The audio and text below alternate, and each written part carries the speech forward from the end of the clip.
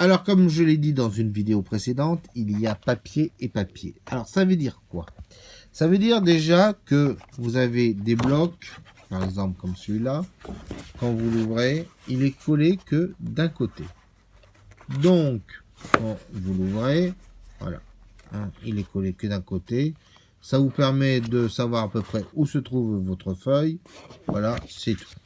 Et puis, vous avez des blocs, comme par exemple le Milford, qui est collé des quatre côtés.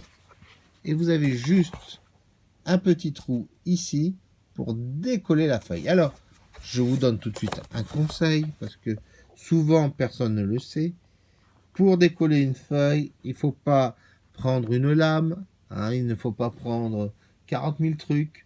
Vous prenez votre pinceau qui a la plus petite queue, vous enfilez votre pinceau et ensuite il suffit de pousser votre pinceau sur le côté pour défaire votre feuille.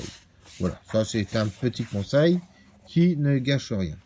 Alors, l'intérêt des blocs de quatre côtés, vous pouvez peindre dans le mouillé et logiquement la feuille ne doit quasiment pas gondoler. Donc ça, c'est une première chose à savoir. Par contre, vous avez aussi des feuilles à l'unité, hein, et là, on arrive dans un autre domaine. Voilà, par exemple, une feuille à l'unité, en plus artisanale. Et là, croyez-moi, ça se voit. Pourquoi? Ben, souvent, les bords sont frangés. Là, vous voyez les bords. Tac. Donc, ces feuilles artisanales sont souvent plus chères.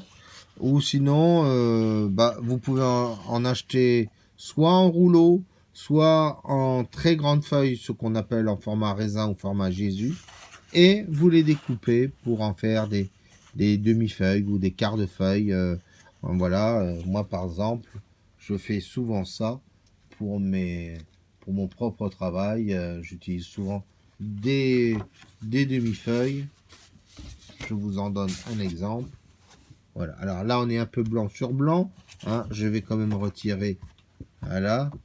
Donc vous voyez, c'est des petits quarts de feuilles, ça suffit largement, c'est du 14 ou du 16 24 ou du 14 20, quelque chose comme ça. Tout ça, ça dépend du format original.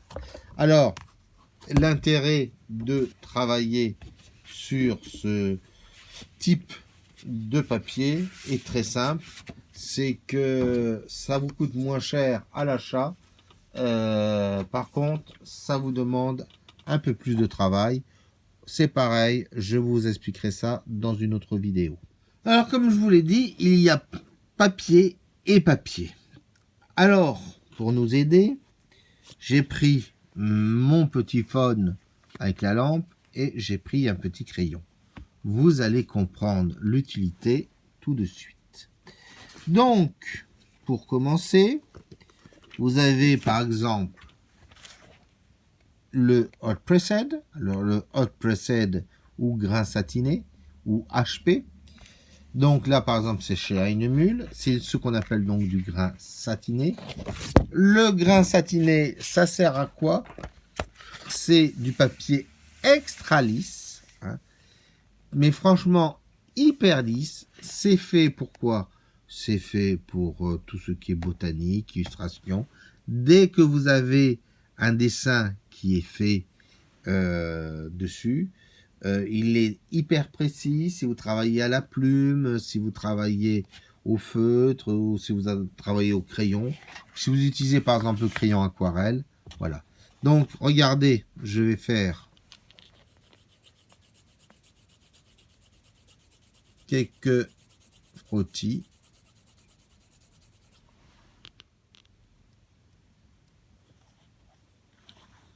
Voilà. Donc, regardez. Il n'y a quasiment pas de traces, hein. C'est très léger. Vous avez certains papiers grain satiné, comme par exemple le Canson Héritage en satiné qui est légèrement granuleux, le Fabriano aussi sur certains types de feuilles. Bon, on pourrait faire ça pendant très longtemps, mais voilà. Donc là, c'est le grain satiné. Et après, vous avez ce qu'on appelle le grain fin. Alors, le grain fin, regardez. D'ailleurs, écoutez bien le bruit. Vous entendez le bruit? On sent quand même que ça commence à raccrocher. Et donc, vous voyez, là, nous avons franchement le grain qui apparaît. Hein. Donc, le grain fin, vous l'utilisez dans quel cas? On va dire quasiment tout le temps. Hein. Ce grain fin est franchement la normalité du papier. Et c'est ça aussi qui donne son charme. Ça vous permet de faire de la texture, ça vous permet de faire un peu de tout, on va dire. Mais dans le grain fin, le problème, c'est qu'il y a autant de grains fins qu'il y a de marques. Donc là, par exemple, c'était un Hahnemühle. Hein. Alors, j'ai oublié de vous montrer quand même la petite astuce. Donc là, c'était l'Hahnemühle Expression. Et là, vous voyez, c'est marqué Cold Pressed. Évidemment, ce n'est pas Cold Pressed, grain fin. Voilà. Donc, vous avez après match, donc grain fin.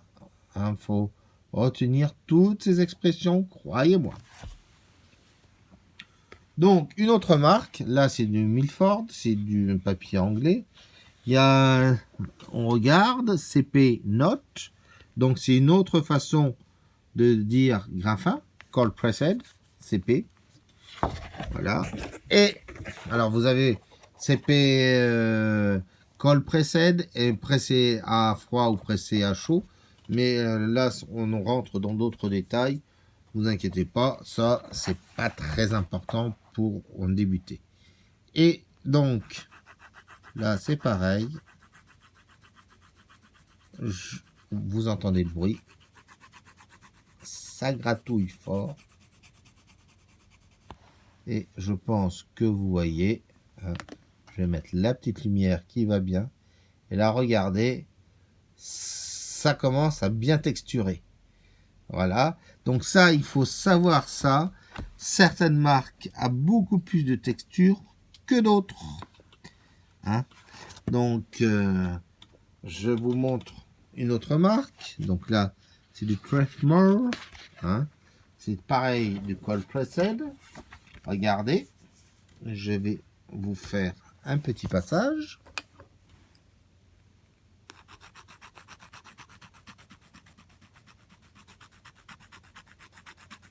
Et regardez comme on voit bien les traces.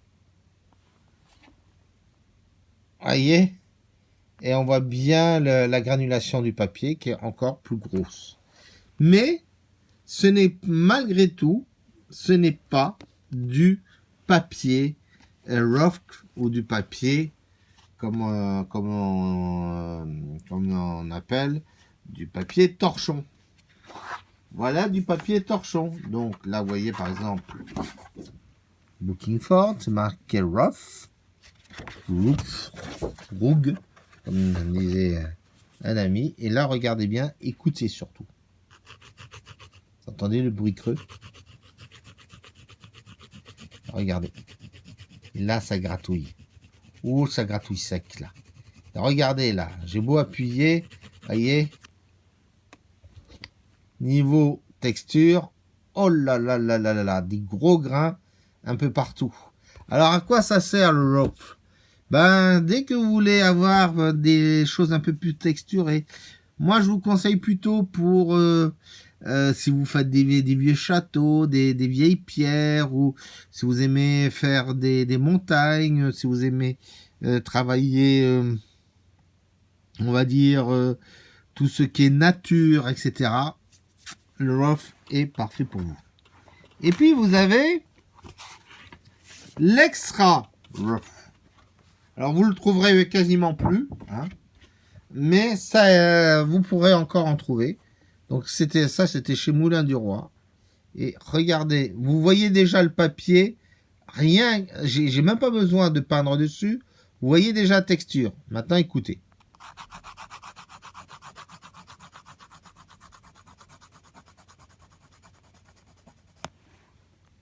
Je pense que c'est inutile de...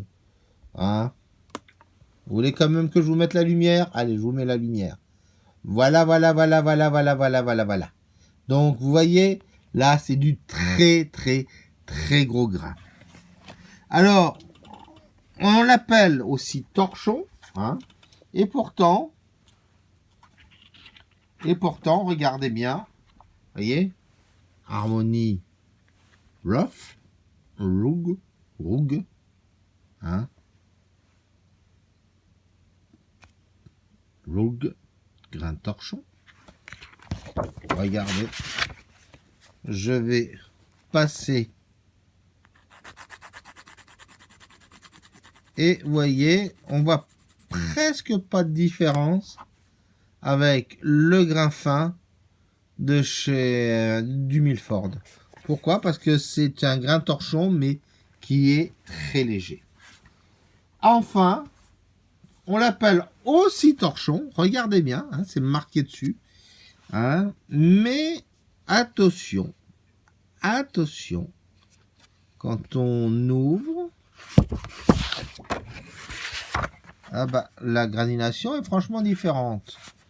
Et pour cause, regardez, si je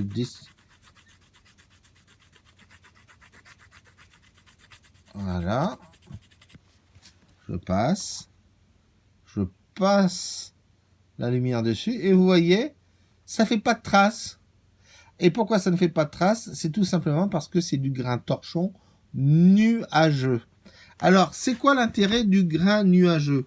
Le grain nuageux vous permet, par exemple, de travailler évidemment les ciels, mais c'est un papier, moi je vais appeler mixte, par exemple pour faire soit des nus, mais aussi des paysages.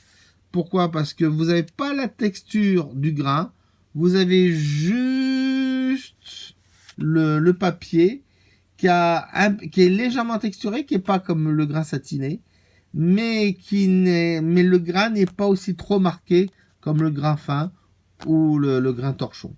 Donc, voilà, ça c'est encore un autre type de papier. Et enfin, vous avez le papier qu'on appelle artisanal. Donc le papier artisanal, là c'est encore différent. La texture, elle, est absolument irrégulière. Hein. Tout ça, ça dépend du tamis, du feutre que la personne utilise. Et c'est pareil, ça peut aller d'un genre de grain torchon à un grain fin, à un grain satiné. Ça peut être de temps en temps même les trois à la fois. Mais il y a encore un autre grain. Alors, je vous ai parlé du XL aquarelle. Surtout, ne pas acheter. Mais vous avez le XL Mix Media, qui lui, par contre, vous pouvez l'acheter. Mais attention, le grain, vous voyez, je vais même vous montrer une aquarelle. Donc, le grain de chez XL Mix Media, c'est ce qu'on appelle du grain toilé. Alors, je ne sais pas si vous le voyez. Je vais... Voilà. Donc, là, vous voyez, ça fait comme si c'était une petite toile. Donc ça, vous avez ça chez Canson dans ce XL. Et XL Mix Media. Vous l'avez aussi chez Heinemüll aussi, qui a cette texture-là. Voilà. Alors, que retenir de tous ces papiers? Que ces papiers, c'est en fonction de votre utilisation que vous devez le choisir. Si vous devez choisir, par exemple, un papier toilé, il va être plus dur à travailler, mais il va faire un effet un peu oldies. Hein. Voyez, regardez. On a franchement l'impression que c'est une toile. Et ben voilà, c'est ça que j'essaye de vous expliquer. C'est que en fonction du type de papier que vous utilisez, vous pourrez donner aussi des effets supérieurs à votre aquarelle. Que ça soit, par exemple, satiné ou c'est quelque chose de très précis, ou du torchon où là ce sera totalement flou, et si c'est du gros torchon alors là ce sera complètement flou, mais où ça peut être hyper texturé, etc., etc., etc. Donc je vous conseille une nouvelle fois, comme je vous l'ai dit, de prendre des morceaux de papier que vous trouvez dans les commerces de trucs graphiques et de faire tous vos essais, savoir lequel va vous plaire le plus. C'est un conseil que je vous donne. Et vous savez le pire, c'est souvent gratuit. Alors profitez-en.